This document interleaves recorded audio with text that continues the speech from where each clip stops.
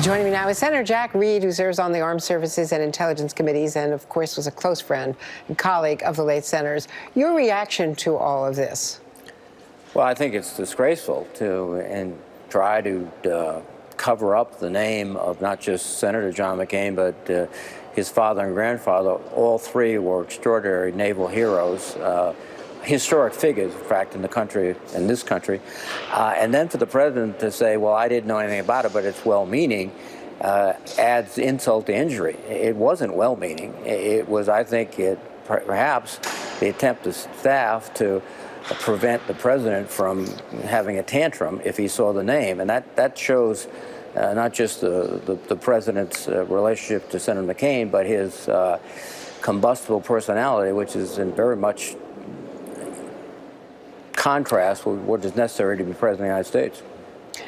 Do you have any, as a member of the Armed Services Committee, do you have any questions about the Navy? Apparently, they actually, according to the Wall Street Journal, and there's been reporting as well in the Washington Post, the sailors who wear the caps with the USS McCain were given the day off, port leave, so that they were not visible while the president was there on Memorial Day.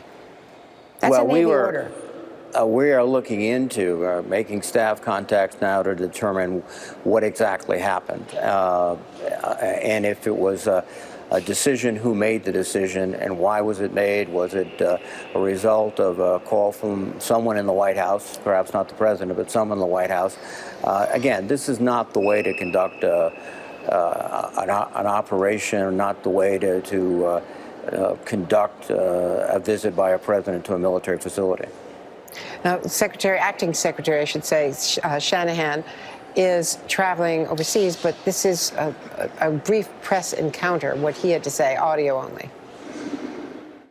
I never authorized, I never approved any action around the movement or activity regarding that ship. And furthermore, I would never dishonor the memory of a great American patriot like Senator McCain. Senator, is it your staff, is it Armed Services Committee staff that is looking into what the 7th Fleet may or may not have done in the chain of command, coming from what clearly was White House aides, advanced staff, and we don't know how high it went? But are you all looking into it? Is it bipartisan? If you could give me the context. We initially heard today, as most people did, of the incident, so I've asked my staff on the Armed Services Committee to make calls. But this is an issue that will come up again. At some point, Secretary Shanahan will be up for nomination. I'm sure the issue will be raised again, and hopefully, and I'm confident that it will be raised based upon a factual record. We're trying to establish those facts now.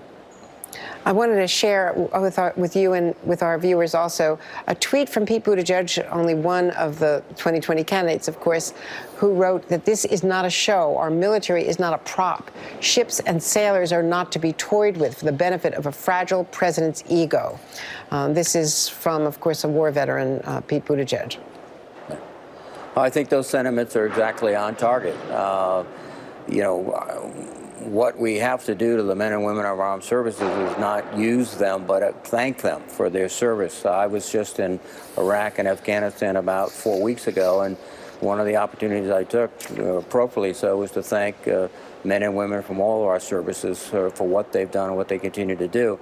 And the temptation to use them as props is something that should be avoided at all costs. Now, based on what you heard also from Robert Mueller yesterday, he started and closed his 9.5 minutes or so of remarks with warnings about Russia. At this stage, do you think that there's enough evidence to, at least for the House, to open up inquiries or impeachment inquiries?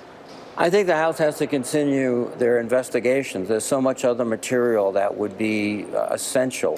They've requested the tax records of the president. They've requested other information. I think they're pursuing this in a very methodical and thorough way, and with that evidence, they make a much better judgment as where to proceed. But I think we're still in the stage of gathering evidence, and as you well know, Andrea, the White House is doing everything it can to frustrate it, going to court, appealing court decisions. So you don't do that unless you're concerned about what they might find. But I think we do have to have a more significant and more expansive factual record. And finally, I know that Senators Langford and Klobuchar and others have bipartisan legislation to do something about Russia, paper ballot, backup systems, you know, really what you would consider minimal efforts in a bipartisan way. And Mitch McConnell, as I understand it, has never even let this go to markup. What is Congress, what is the Senate doing to protect against Russian interference? We should be doing much more, Andrea. And the way the rules are set up, the majority leader, Senator McConnell, has great control of what gets to the floor. But as you pointed out, this is a bipartisan concern. And we should act promptly to get the legislation through the committee to the floor for a vote. I would think it would receive support in the House. And it would be a minimal step, having a backup paper ballot so that there would be confidence that the election was not manipulated. The other thing is that right now we don't have a permanent Secretary of Homeland Security, so that's the agency most charged with coordinating with the states. That's in disarray. We have the FBI now being investigated for their alleged activities in the 2016 campaign. So they're our major counterintelligence organization for domestic issues, and they're now under pressure. I don't think this is all kind of accidental. I think it's a deliberate attempt to sort of gum up the gears, if you will, for the response to or preparation for the 2020 election. I want to ask you also about Iran before I let you go also. We've seen what I would not call a surge. We've seen 1,500 troops being dispatched. I understand some are reinforcements for Patriot batteries for missile defense. Now there's reporting that John Bolton is going to present the evidence about what happened to the tankers from Iran, allegedly. You've seen this already during the briefings last week, to the UN Security Council. But there are real questions about our allies, about the Brits, the Australians, and others, the so-called Five Eyes. The president's going to a state visit, and he has said he is going to talk to Theresa May. She steps out as prime minister, but he's going to raise the issue of the UK's involvement, supposedly, in what the Attorney General is investigating and declassification. And there are reports that our closest allies, the British, are nervous about sharing intelligence because they don't know what is going to be declassified by William Barr, with possibly the objections of the DNI, because they've lost authority to the Attorney General. What is your take on all this? Well, it's a potentially very dangerous situation. One of the key concerns in dealing with classified information is protect sources and methods. And the Intelligence Committee and the intelligence community are very rigorous in trying to do that. And now Attorney General Barr has been given carte blanche by the president to go over and to expose some of this information, which unwittingly might reveal our sources and our methods.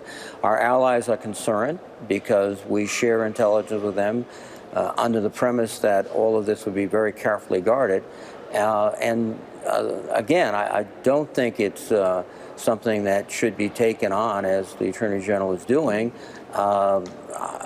My sense is that the FBI was conducting itself according to law. They're professionals, and they were doing it because they felt that there was a valid counterintelligence issue that they had to deal with. Senator Jack Reed, thank you very much. And thank you. Just a moment ago, Joe